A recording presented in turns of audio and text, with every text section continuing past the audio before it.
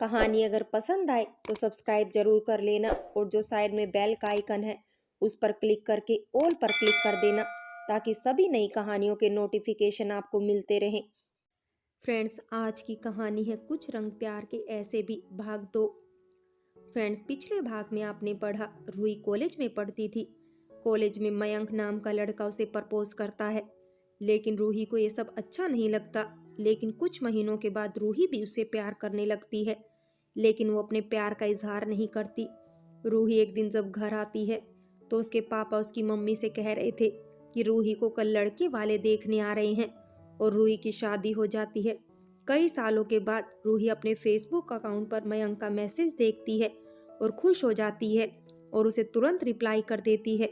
मयंक साहिल के बारे में पूछता है तो रूही उदास हो जाती है और रूही अपना फेसबुक अकाउंट बंद कर देती है और उदास होकर बैठ जाती है।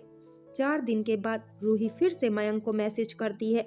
मयंक दोबारा से साहिल के बारे में पूछता है। अब आगे ये सवाल रूही को परेशान करने वाला था।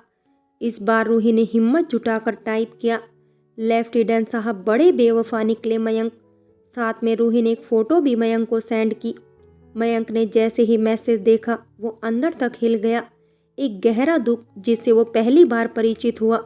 उसके पैरों के नीचे से जमीन सरक सी गई। मैसेज बॉक्स में अखबार कटिंग की फ़ोटो फिर से बॉर्डर पर एक और शहीद के जज्बे की गवाही दे रहा था। हेडलाइन थी, 4 आतंकवादियों का खात्मा कर शहीद हुए लेफ्टिनेंट साहिल यादव। पूरी खबर पढ़ मयंक को पता चल चुका था। करीब 10 महीने पहले लेफ्टिनेंट साहब रूही अपने माँ बाप और अपने 3 वर्ष की बेटी को अकेला छोड़ खुद वीर गति को प्राप्त हुए थे।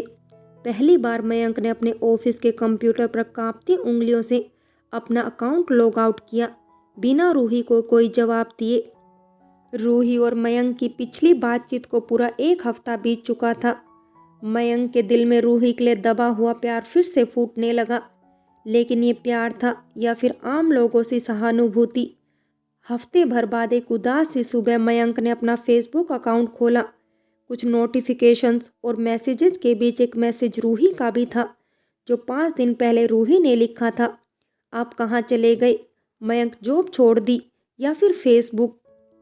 मयंक ने अंतिम बार हुई बातचीत को पूरा करने की कोशिश में रिप्लाई किया, सॉरी रूही, मुझे नहीं पता था कि तुम्हारी ज़िंदगी में ये सब घट चुका है। I am so sorry. दिन भर ऑफिस के काम से मयंक का शरीर टूटने को था। तभी स्क्रीन पर रूही का मैसेज दिखा। अब तुम क्यों सॉरी बोल रहे हो मयंक? ये सब तुमने तो नहीं किया ना मेरी लाइफ में। जो होना था हो चुका।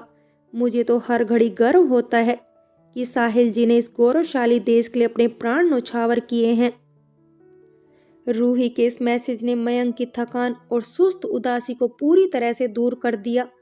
मयंक ने तुरंत रिप्लाई किया, हमें भी हमेशा गर्व है उन लोगों पर जो हमारी सलामती के लिए सीमाओं पर दिन रात सजग रहते हैं, लड़ते हैं हमारे देश के दुश्मनों से। इसके बाद से रूही मयंक के बीच बातचीतों का दौर बढ़ता गया और आपसी दोस्ती गहराती चली गई। मयंक फिर से रूही के बारे में ही सोचने लगा। हर पल उसके दिलो दिमाग में रूही के लिए कई भावनाओं के बादल उमड़ते घुमड़ते रहने लगे। मयंक कई बार साथ में बिताए कॉलेज के उन हसीन खुशनुमा पलों को याद करता तो पाता कि कॉलेज में सबसे जुदा, हमेशा अपनी मौजूदगी का आभास कराने वाली रूही और इस रूही में अंश भर भी समानता नहीं रही।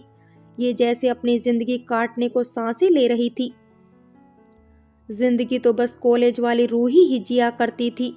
शायद मयंक रूही को फिर से अपना लेना चाहता था। वो रूही की इस ब्लैक एंड वाइट सी जिंदगी को वापस रंगों से भर देना चाहता था।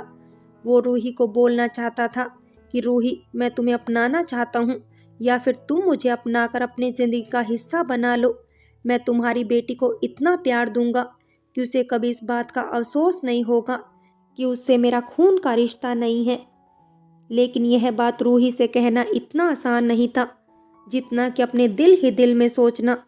एक शाम मयंक ने मैसेज बॉक्स में थोड़ी हिम्मत जुटाकर टाइप किया, रूही, मैं तुमसे मिलना चाहता हूँ, प्लीज़ मना मत करना, प्लीज़ एक बार मिल लो। रूही जान चुकी थी कि मयंक ने उसे जब पहली बार प्रपोज किया था तब से अब तक मयंक की ज़िंदगी में कोई दूसरी लड़की नहीं आई, और रूही ये भी अच्छी तरह जानती थी इसका कारण वो खुद है।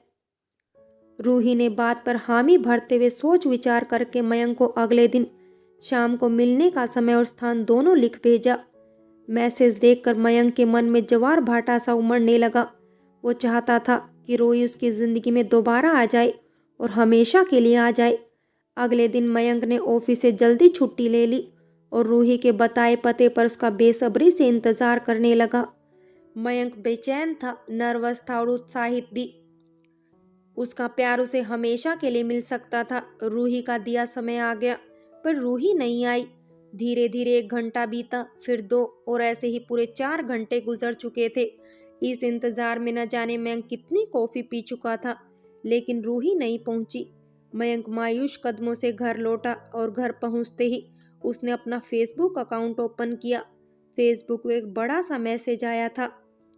रूही ने लिखा था, मुझे पता है तुम अभी भी गुस्से में होंगे। मैं ये समझ सकती हूँ कि तुम मुझसे मिलकर क्या बातें करते, शायद यही कि तुम मेरी जिंदगी में आ जाओ, मैं फिर से शादी कर सकती हूँ, वगैरह वगैरह। पता है मयंक, जब तुम ये सब बातें आंखों में आंखें डालकर करते हो ना, तो दिल करता है कि तुम्हें जोर से गले लगा लूं और तुम्हारी बाहों में ही टूट जाऊं। पर अब ये सब नहीं कर सकती। मेरा ज़मीर मुझे इजाज़त नहीं देता। मैं नहीं चाहती जब शीशे के सामने खड़ी हूँ तो खुद से ही नजरें चुराऊं। आज भी मैं अपने माँ पापा जैसे सास ससुर को अकेला छोड़िए कदम नहीं उठा सकती। मैं नहीं चाहती कि समाज को एक शहीद की शहादत पर हंसने का मौका दिया जाए, और जो सरकार द्वारा उन्हें मरना उपरांत वीरता पुरस्कार मिला है ना, फिर उसकी भी शान फीकी पड़ जाएगी।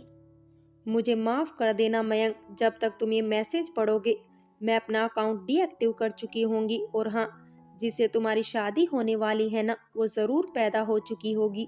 ढूंढो ज़रा, मुझसे तो लाख गुना अच्छी और खूबसूरत ही होगी।